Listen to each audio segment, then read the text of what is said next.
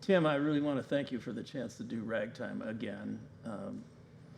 We only had a week of rehearsal when we closed down for COVID. You probably remember it was just such a trying time for everybody, and the opportunity to bring it back to TheatreWorks and put it on the boards after over 2 years Yes. Is stunning. It's remarkable, and I can't wait to get to it. Oh, we're so excited that it's coming, Kelley, and I know it's been 2 years of waiting. So we're really glad that we were able to fit it in this season and give it a priority, because I remember when we were on the phone and, talking about it and the theater had to shut down. It was just such a heartache for you and for everyone in the company, and we wanted to honor bringing it back. So here we are. It was a remarkable time, and the show was designed really to be a finale in terms of my time at TheatreWorks as the artistic director. It would be the last musical I was going to do under those terms, and I was so thrilled you were just about to step in. And now 2 years later, holy cow, what can you say? I mean, we'd picked Ragtime back then because I thought it summarized all the themes that TheatreWorks had invested in, cared about deeply, and worked hard to advance over 5 decades. Right. And it just seems to say it all. At least then it seemed like it said it all, and now it's 2 years later and it says so much more than it could possibly have said back then. I mean, we've grown as a company and we've grown as a nation immensely in 2 years. So. Yes, that's absolutely true. Well, what are some of the things that you would say that it really speaks to in terms of the history of TheatreWorks and what the mission has been, and as well as what's happening today, obviously?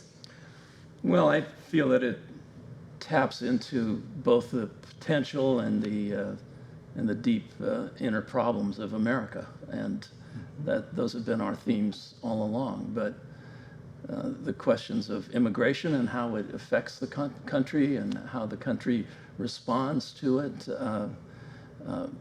are certainly a big part of it. Perhaps more important than anything, the issues of racism and prejudice and hidden racism have been key in terms of what TheatreWorks has addressed over the years in our play selection and with all the wonderful actors who've been here. But now, after 2 years, it's so much more important. It has come so much more clear to everyone that the issues we're dealing with in Ragtime in 1906 are exactly the same issues we're dealing with today. Yes. And there's a lot of questions about wealth versus poverty, labor versus management or capitalism. Yes. The whole sort of interwoven mycelium of America is just all there in Ragtime. It seemed like the perfect show for a finale for 50 years. Mm-hmm.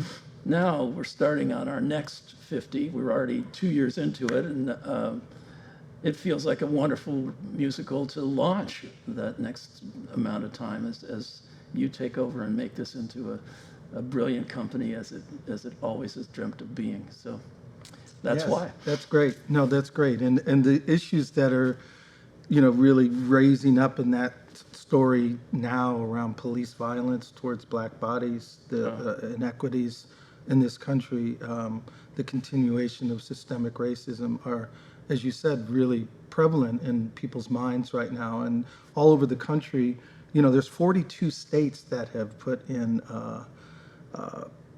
bans or legislation to try to stop the conversation around our racialized history in America, which is shocking to me. 42 states have done that. And so doing a musical that talks to the history of this country and those issues, and what we've been through the George Floyd murder and through Black Lives Matter and what's the attack on and made up idea of critical race theory that's happening, the 1619 Project, are all things that have happened since you chose to play 2 years ago that are going to make this piece, I think, not only relevant, but it's also going to be even more traumatic, I think, for some people in some ways, but in a way that takes you into a conversation versus what's trying to happen in these 42 states, which says, let's not talk about it. Let's not give that history. And I think one of the great things about theater and about TheatreWorks is it's a place where those kinds of conversations can happen because of great art.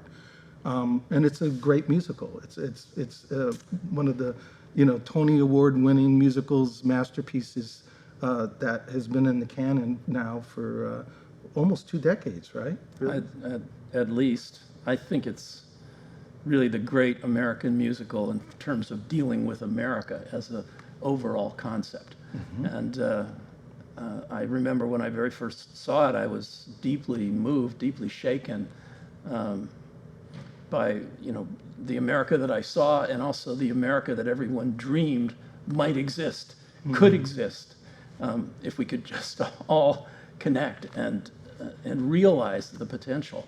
And that turned out to be uplifting, despite the fact that there's a lot of wild things that happen in the play that are difficult to imagine as it goes along.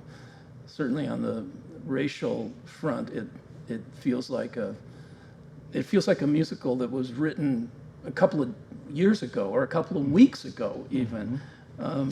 And if it hadn't been, it should have been just written for this moment in time. It is so on the exact dime of what's happening in our country. It's going to be remarkably inspiring to work on it. I've heard from many of the actors the same thing, that they're not just eager. Some of them are coming back from the production 2 years ago. There's a great group of new people who are joining us. There's some new children, as some of the previous children that were in the show got a little too big and their voices got a little too low. Yes. But we have a great group, and many of them have said this play has more to say now than it ever has before, which I deeply believe. It'll be a challenge to put it together. It's a kind of chamber version of the original show, which was huge and actually went bankrupt on Broadway because they had so many people and so many thises and so many that's. This version is going to concentrate on the lead characters, on the main story, not on the spectacle, but on the essence of the humanity we're watching unfold before our eyes. Excellent. That sounds perfect right now, because doing big spectacle about something that is that intense is not necessarily the right gesture. I think really getting into the story and getting into the characters, finding out what their journeys are sounds right. We did Ragtime back in the earlier mid-2000s, and it really drew from the Broadway production in terms of its size. It was massive. There were, I think, 36 people in the show. And it becomes kind of a very powerful and very moving and actually very emotional pageant of America when you're dealing in that scale. Tons of scenery, tons of costumes, huge crowd scenes. It's filmic in that regard. And it's not that the issues get lost, but they become part of a very big picture. Directing it this time with a small cast and a very intimate chamber-like production, you focus on how the big world affects specific people, just a few very specific people, how they change, what they go through. It's become much more personal. And I think, in a way, when we did it years ago, the issues of what was going on in America and were, to a certain extent, about American history. And about the panoply of America over time. Today, as we're rolling towards the show now, it feels like we're talking about today. We're talking about today. The people we're meeting could very easily be people today. The issues that they're facing, the conflicts that are embroiling the entire world around them are so much more personal. It feels like we're just caught in a demonstration of and a distillation, I think, of our times. And to a certain extent, it's even changed since 2 years ago when we were in the process of doing it, because you do feel that this is a portrait of America right now. Yeah. Right now. And it's not really about history, it's about now. Yeah. I mean, certainly history has affected it all. History has affected how we are as Americans now. But this play feels like, okay, we could do it without costumes and say it's taking place right now, and it would work as a piece of art, and it would certainly work as a exploration of the America we love, but also worry about every single day. That's right. Well, they say history repeats itself if you don't learn from it. And so, going back into it again must be really powerful for you in this moment. Because I know it was powerful for me to come back to Gem of the Ocean. It had been 15, 16 years since I did a production of that play at Oregon Shakespeare Festival. And coming back to it, the Greta Oglesby plays Aunt Esther in the production. She and I talked about this a lot. And she just said, Tim, when we did it then, it was important and it was meaningful, and we were doing it, but in a sense, we were looking back at 1904 or whatever.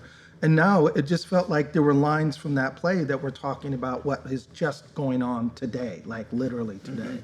Like, and the cast felt that immediacy, and it was very personal for everyone to bring themselves to these roles and I could hear the audience last night. We just closed Gem of the Ocean last night, and just hearing them have vocal responses to lines in the play, because it sounded like August was speaking to what just is going on in America right now. And I think the same thing's going to happen with Ragtime in the way you're talking about it.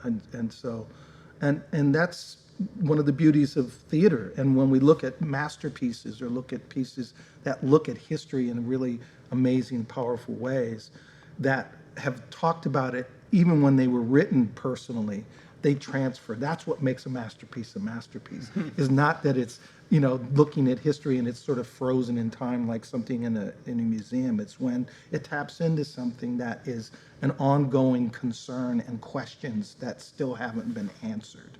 And those unanswered questions are why we're coming right back to this same thing again with both of these pieces. It's part of the reason I chose Gem of the Ocean to precede Ragtime, as we were figuring out, coming out of COVID, this schedule was to get a Black perspective on what's going on in this country around racial violence and inequity, but also to celebrate those voices in a different way than this sort of intensity that happens in Ragtime, but both ending with a sense of hope, and a feeling that we can get through this, and that there is resistance against those forces that have been set, into this country from the beginning, and that hope and dream for a better life for ourselves, whether we're immigrants, African American, white American, women fighting for equality in Ragtime, all those themes, that there is the possibility that we're going to come through this in both pieces, I think, really. I agree completely. I loved your production of Gem of the Ocean. It was so intense and so moving, and the fact that it takes place like 4 years before Ragtime, it's all in the same era, struck me so strongly. And yes, you're absolutely, it concentrates on the Black experience, whereas Ragtime expands and seems to talk about the everyone in the country, kind of all different situations. There's a strong group of Jewish immigrants who are trying to make their way. There's a scene of immigrants that come from Haiti, from Italy, from Eastern Europe, and of course there's this great cast that lives in Harlem, but they represent everyone in the country that has that's part of the black world and their experience, and they are certainly struggling to find a way in America. It's an uphill battle. And there's people like Henry Ford and J.P. Morgan and all these, the uber rich.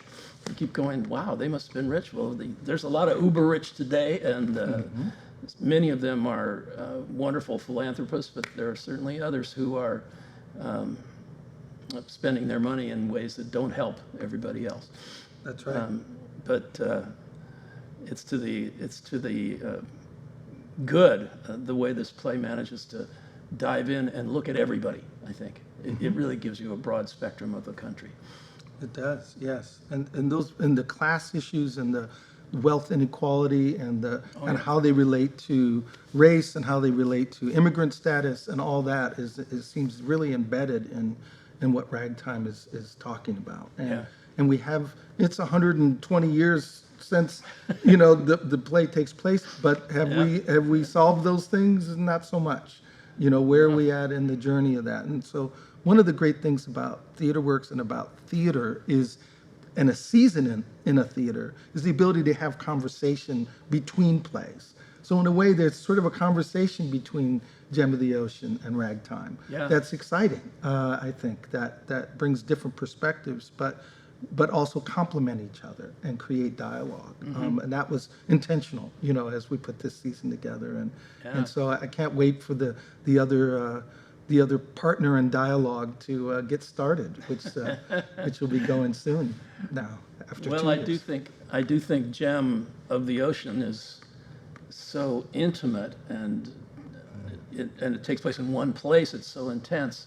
Ragtime creates intensity by spreading out, by looking at all different aspects of the world that surrounds these main characters, from a wealthy enclave like New Rochelle to the kind of bombast of Atlantic City and the stars of the day like Houdini and Evelyn Nesbit, who was the scandalous Broadway Florodora girl, and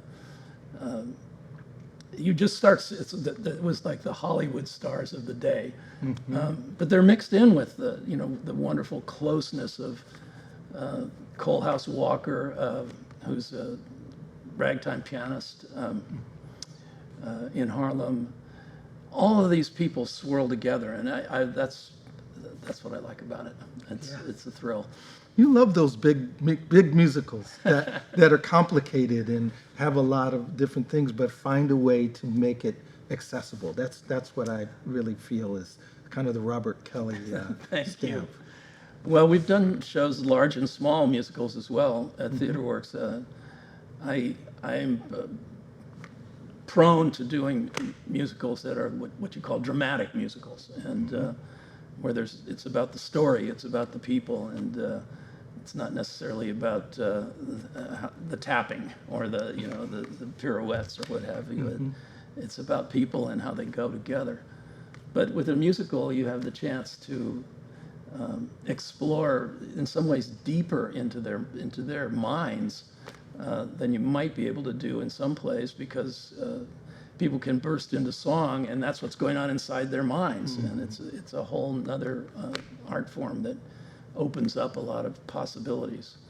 Now, in Gem of the Ocean, you got inside everybody's mind brilliantly, and I think was the beauty of your production, and certainly of August Wilson's creation, that he found ways to tell you just what was going on with every single character and what made their heart beat.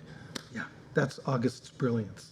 I mean, people wanted him to do musicals, and he said, "No, my plays aren't musicals. They have music in them, but they're not musicals, and I don't want them turned into musicals. But they're incredibly musical," which is why I love August Wilson. Yeah. But I love musicals too, and I'm loving the opportunity to see Ragtime. I have never seen it on stage. Oh my goodness. So I'm thrilled that we're producing it this year. And Well- glad that we got a chance to get you back on the boards with it, because Thank you. I know it's been hanging out there for you for a couple of years. Oh, I've been thinking about it ever since.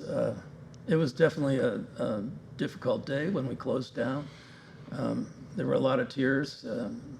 There were definitely a lot of tears from our kids, who some of them knew they might not be back. That was hard.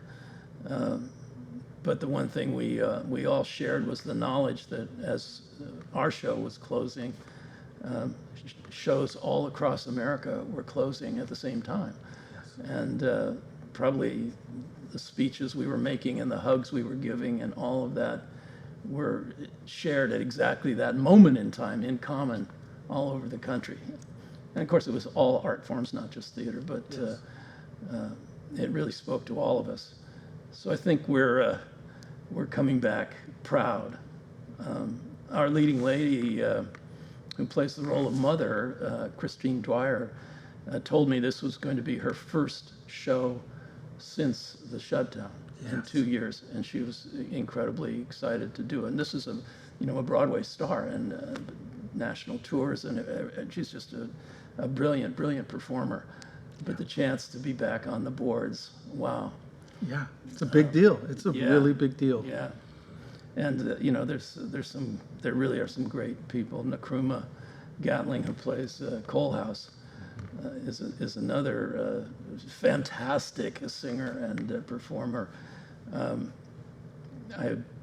I'm glad he's here, because there's a certain amount of pressure to be brilliant after Gem of the Ocean just happened with its great cast. So we intend to be as close to your brilliance as we can be. Oh, I'm sure you will. I'm sure you will. And that's always the goal, Let's just feed off of each other's energy from show to show to show at TheatreWorks. And that's the beauty of a season, is really that sort of energy, that kinetic energy that passes on. Like, you come back into the rehearsal hall and you get the energy from the show that was there before, and you kind of grab that and keep building on it. And so, yeah, we're going to have a great dialogue between these shows and with our audiences. I've been thinking about how the audience is going to feel after they see Ragtime. And in my heart, I think they will feel they've seen the last 2 years before them on stage, with somewhat through the lens of history, the sort of distancing lens, but still they'll see what we've just been through.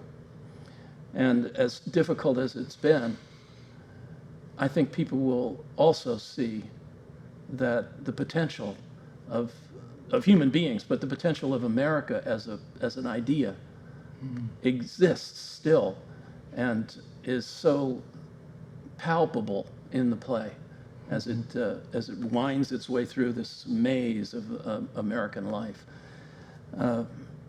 I think they're going to go out of it going, whoa, we've got a lot of work to do, but it's worth it. And that can be healing. Absolutely. In a time that's been so uncertain and so tumultuous, to feel like there is a path forward, possibly, that still exists. It's somewhere down the horizon, but it's still possible. I think all plays, and plays that ask big questions, and I think it asks more questions than it answers with Ragtime, I again haven't seen it, but I've read it, been thinking about it, listened to the music, and I think great plays and great musicals ask big questions. And the big question is the American experiment ever going to complete itself? Or are we ever going to see those dreams for everyone in the future? We know some people are living their American dream, but there's a lot of us that aren't still. The possibility is still there, but the American dream is being reformulated in a lot of people's minds. Like the idea that maybe that dream was never really truly for everyone is something that's being explored. And the idea that that we can't all experience it unless people are willing to give up some power, give up some wealth, become more inclusive and supportive. So I think the fact that you see people from many backgrounds in the play, in the musical, that you're hearing voices from all of those voices, in itself creates the possibility of an America that we have yet to fully realize. Even if the musical doesn't itself tie it all up in a bow and say, here it is. Here's how you get there. Here's here's Nirvana in America, but it says, these artists came together to tell a story. And hopefully this audience from diverse backgrounds comes and sees this story together. From that, we can build a community. From that, we can build a city. We can build a nation. We can come together. So I believe that for those couple hours that people are in the theater, possibility becomes, that hope, just from the act of being there and doing that story and talking about it. That's how I feel about it as an artist.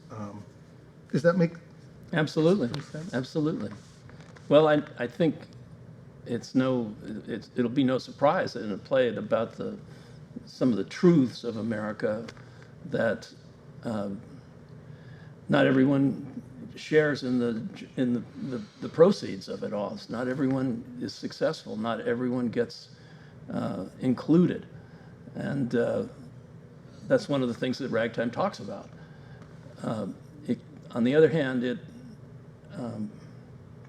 leaves a lot of possibilities in the future. It sees, it dreams of a future. It's interesting. One of the artists in the show, who's a filmmaker, talks at the very end about creating a series of films that will include everybody. And of course, that's actually what happened, although they were little kids that were all included, but they nevertheless created a series that was about, where everybody had equal opportunity. It's a little small piece of the play. It's only that big, but it's a dream. In this case, it's a dream from the year about 1912 of something that will happen 20, 30 years later. And in my heart, I'm hoping our audience will walk out with a dream and that they could do something about. And not walking out with everybody's happy, like, well, we just did Sense and Sensibility and everyone walked out happy, pretty much. Right. But in Ragtime, it's a much more complex view of life in America. But I do think there's a hopefulness that we can find a greater America, which is a pretty good idea. I think so too. And I think that dream, and I think if people are over the idea of what the American dream was supposed to be, I think they can see in this that what people were believing it was, and that it doesn't work yet, but that there's the possibility of remaking a dream in the future. And you see the resilience of the people in the play, and the fact that they're still holding on to that hope and dream maybe will inspire other people to say, okay, we can make an America that can work for everybody. So I think that it still has that possibility. I don't think it says it only is going to work in the way we used to talk about it. Yeah. I think it creates the possibility that someone else will come along and have another dream that we can follow that is going to maybe get it right this time. Well, cross your fingers. We'll see. If Ragtime is still the most relevant play, you can imagine 30, 40 years from now, we will have failed. So That's right. Let's give us a reason to turn it into a historical piece rather than an accurate portrait of the moment. Hear, hear. The other thing I want to say that is really important to us in putting together both of these shows was to make sure we had the other support team around these shows because of some of the issues that are brought up inside of them. Our intimacy coordinator, we have a counselor, an artist counselor, Judy Nihil will join us, and Maya Herbson, who's doing our intimacy work, will also be an EDI consultant for us in the show, working on equity, diversity, and inclusion issues for cast. Because as you're dealing with race, as you're dealing with these class issues and with these kinds of conflicts that exist in the American lexicon and in our water, in the air we breathe as Americans, and you dig into it dramatically, it can bring up a lot of feelings for actors. And actors are, trained to deal with those things, but there's a point at which it becomes personal. And having that support for the artist to know they're in a safe place where these things can be talked about and where they can get support for the feelings and other things they may be experiencing doing that work is something that we really wanted to provide for the show. And so I'm really excited that we've got them and they'll be in the room with you, and we're going to make sure that that space is safe so that they can reveal the things we need to be talking about as Americans right now. So. Well, I'm certainly looking forward to that. I know that for our performers, I mean, if you're an actor and you're in a play that deals with racism or the oppression of immigrants, depending on which character you're playing, you have to be at the receiving end of that oppression, yes. Or you have to be the actor who's creating it. That's right. And meanwhile, we're all great friends. We all form a wonderful company in the room, but you have to deal with that, and it is a challenge that I think everyone's aware of, and we start talking about it the first day of rehearsal, and we keep talking about it all the way through. It makes a big difference. And we have a great team all the way down the line. There's a number of incredible accents. There's so many accents because you're dealing with every possible person and point of origin, ethnicity, race, well, maybe not everyone, but a lot of them as we go along. And we have a great fight director as well as our team that's making. One thing that didn't change about Ragtime is costumes and how difficult it is. Yes. We have a small cast, but the play has many characters. Yes. So the costume department went, well, it's intimate, except not where we're working. It's big, and we have to deal with it being big. Yes. And there's just beautiful, beautiful things being created for the show, along with scenery from Wilson Chin. It's just pretty remarkable how he's able to create all these different worlds with just a few pieces, a few things that change, that come sliding in and out. Yes. Some giant staircases, you name it. We got a lot of things. And an automobile too, right? Oh yeah. I forgot about that. Not that I was trying to forget about it, but we have a wonderful Model T Ford, which figures very prominently in the show. Yes. And when we did Ragtime for the very first time long ago in a giant production of it in the 2000s, we needed a car. We needed a Model T Ford. We found one in a field in the middle of Iowa that someone had it was advertised, I think, in a newspaper back then. We managed to ship it out here, and our staff, our incredible technical staff, rebuilt it and turned it into a car you can use on stage. For anybody in our audience who you just want to explain to everyone that you can't just drive a car onto a stage safely, and also with the joy and energy of the fire department.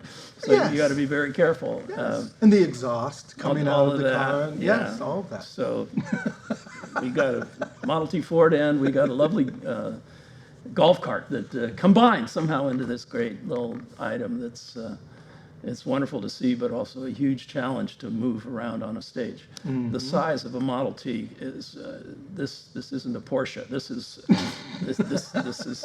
this thing that somehow has to fit in the wings of a theater and the Mountain View Center and for performing arts.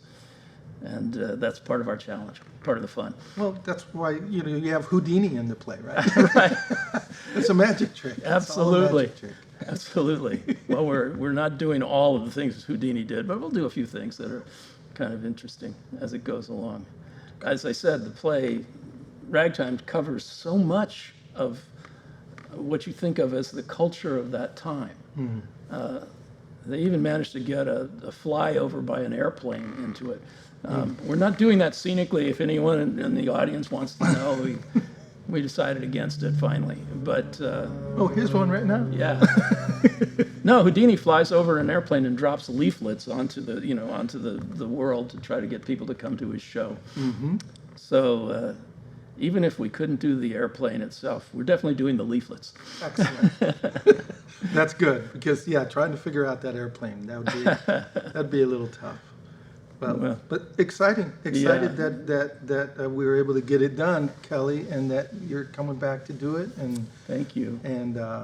I finally get to see Ragtime on stage. Look forward to it. Well, it's a remarkable experience. It really is. When I first saw it in LA, when it was a pre-Broadway run tour, I was so moved by the show at intermission that I couldn't stand up. I was in the middle of a row, and I just couldn't stand up. In fact, I kind of slumped down onto the ground, and to the despair of the people in the row, because they couldn't go Trying out. to get they out. couldn't get. Everyone had to go different directions, and I just apologized, but I was just so completely emotionally moved that there I was. I was there for the whole intermission. Finally pulled myself together. So it's a play with immense heart and emotion and depth of field, and it's a privilege. It's an honor to direct it, and to direct it again at TheatreWorks. Thanks so much. You bet. Can't wait. And I'll bring my tissues, and Well, it's got a little, it's got everything. you I can know. cheer also. I'll be doing that too. Absolutely. Thanks. Excited, Kelly. Thank you.